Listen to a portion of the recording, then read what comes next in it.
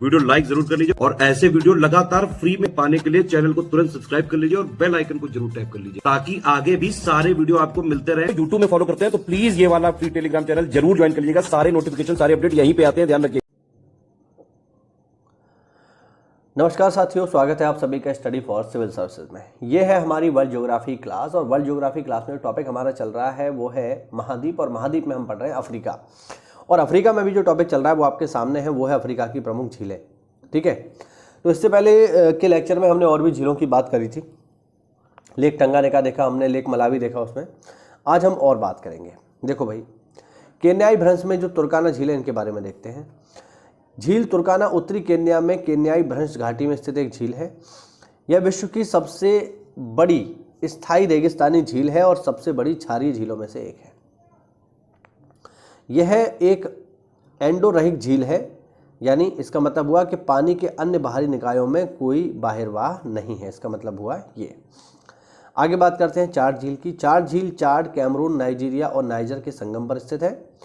यह एक उथली बंद जल संभर मीठे पानी की झील है। ठीक है, हाँ जी। लेक चाड विश्व की सबसे गंभीर रूप से लुप्तप्राय झीलों में से एक है। लुप्तप्राय का मतलब ये हुआ कि ये धीरे धीरे खत्म होती जा रही है।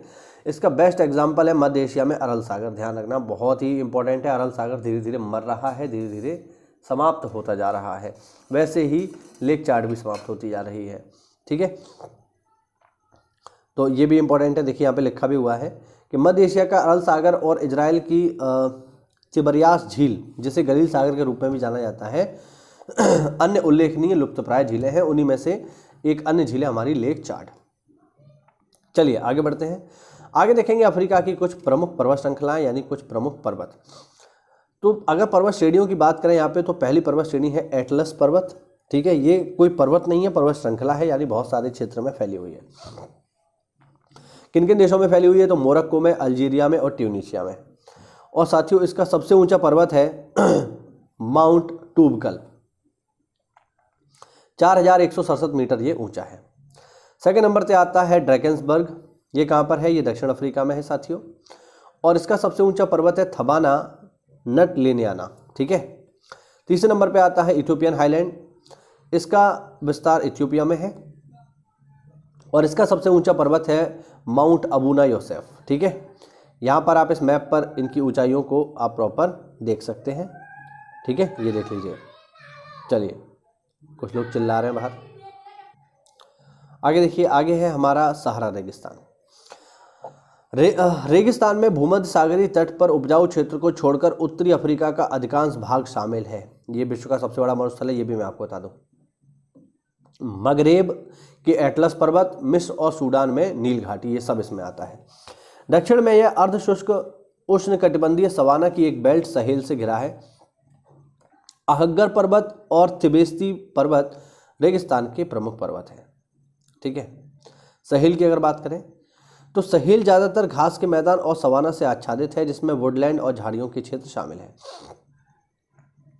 अफ्रीका के सहेल भाग में उत्तरी सेनेगल, दक्षिणी मॉरिटानिया, मध्य माली, उत्तरी बुर्किना फासो, अल्जीरिया के दक्षिणी हिस्से, नाइजर तथा नाइजीरिया के उत्तरी हिस्से, कैमरून तथा मध्य अफ्रीकी गणराज्य चाड तथा मध्य सूडान के हिस्से, दक्षिण सूडान, इरिट्रिया के उत्तरी हिस्से शामिल हैं।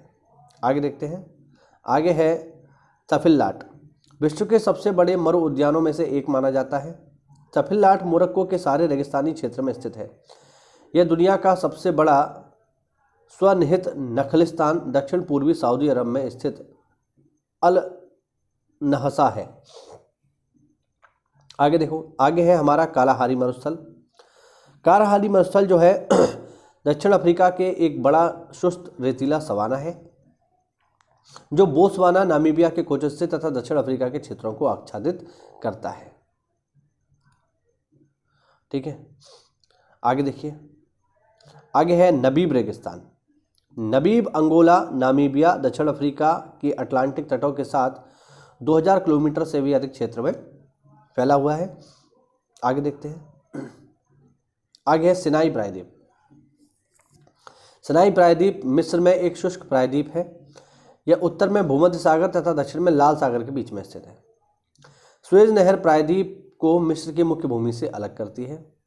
1967 के 6 दिवसीय युद्ध के बाद इजराइल ने सनाई पर कब्जा कर लिया।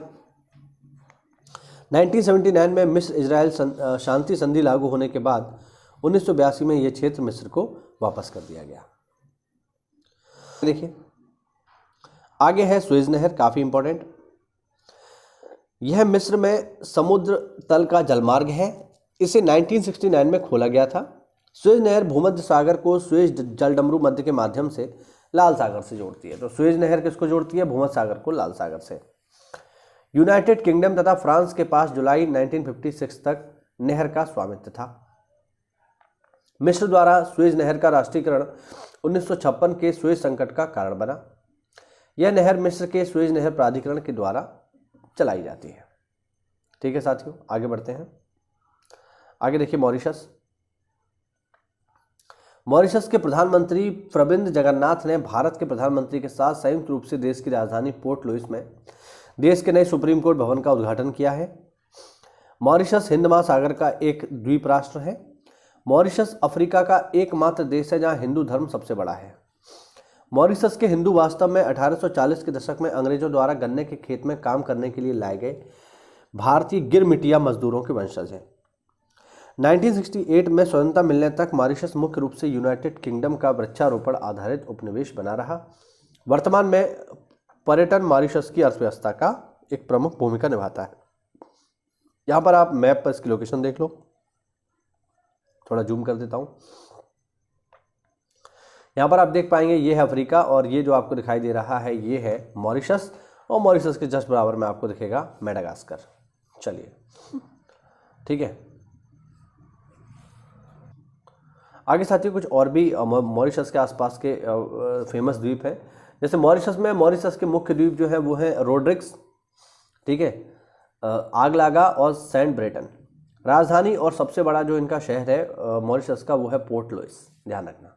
ठीक है साथियों, तो ये हुआ आज का हमारा वीडियो। साथियों अगर आपको वीडियो अच्छा लगा हो तो वीडियो को लाइक करिए, और अगर आप हमसे जुड़ना चाहते हैं या हमारे किसी भी पेड ग्रुप से जुड़ना चाहते हैं जो कि चल रहे हैं प्रेजेंट में PCS, BEO और अपकमिंग RO ARO परीक्षा के लिए, देखिए PCS में हम लोग UP PCS, Bihar PCS, Uttarakhand PCS में डील करते हैं।